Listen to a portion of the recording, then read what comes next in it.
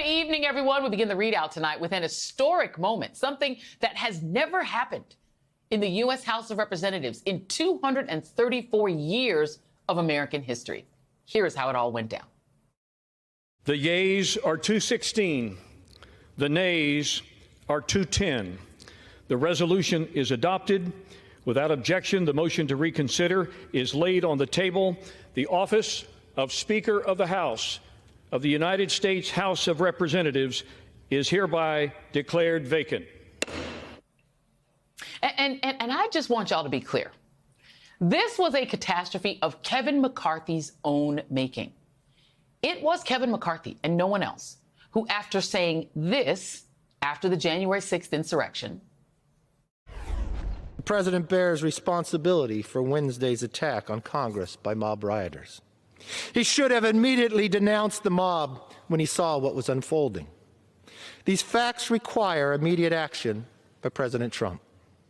Accept his share of responsibility. Got on a plane, flew to Florida, and crawled on his knees to Mar-a-Lago to kiss Trump's ring and sell his soul to the MAGA king. He did that, all in pursuit of the precious, the Speaker's gavel, which he held for just 9 chaotic, pointless months in which he routinely lied on TV about who was creating the chaos, blaming Democrats instead of his own fringe, made the occasional deal with Democrats and President Biden only to routinely break them, while allowing Trump and Putin's little helpers in his party, like Marjorie Taylor Greene and Lauren Boebert and Paul Gosar and Jim Jordan, to run wild, wasting your taxpayer dollars, pursuing Hunter Biden and investigating gas stoves and drag shows, while surrendering his own dignity and the dignity of the House by letting this junior Birdman walk him like a dog. Kevin McCarthy is the Speaker of the House of Representatives, and he has failed to take a stand where it matters. So if he won't, I will. Let's get our act together. Let's get on with it. Let's vacate the chair, and let's get a better Speaker. And now that Florida man, Matt Gaetz, has out-Trumped Trump himself, making good on his threat to call for a vote vacating the Speaker's office as punishment for Kevin's disobedience, and thus making history by dethroning Donald Trump and Marjorie Taylor Greene's hand-picked Speaker. Talk about the student, a trash-talking, non-legislating, grifting TV politician, trumping the teacher. And in the process, Matt Gaetz has successfully ignited a war between the MAGA wing and the ultra-MAGA wing. There's a second group, small group.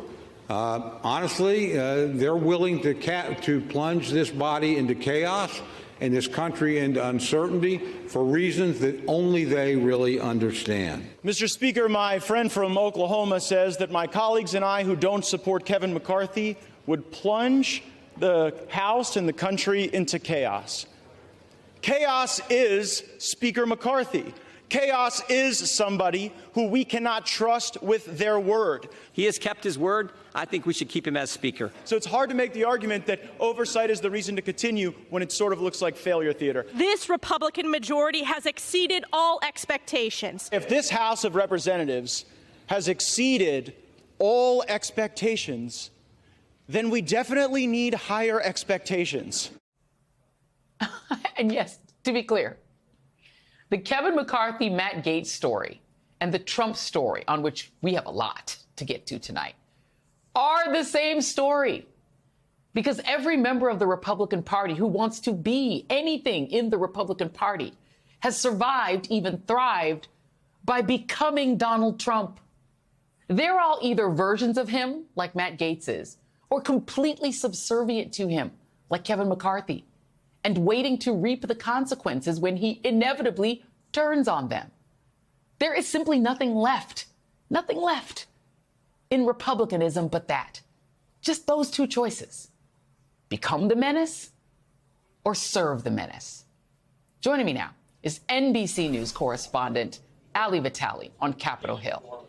Ali, I know it's been a long and weird day, but let's get some updates here. So Kevin McCarthy is no longer the Speaker. Does he have any plans to try to become Speaker again?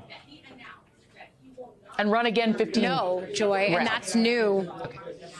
No, that's new in just the last few minutes from my sources and some of my colleagues' sources up here, that McCarthy leaving the meeting, where you see a steady trickle of Republican lawmakers also leaving now, that he told his colleagues in a very short huddle he would not put himself up for Speaker again. We now expect to hear from the former Speaker McCarthy talking to reporters in just the next half hour or so. I imagine we'll hear more of his mindset of what led him to this point.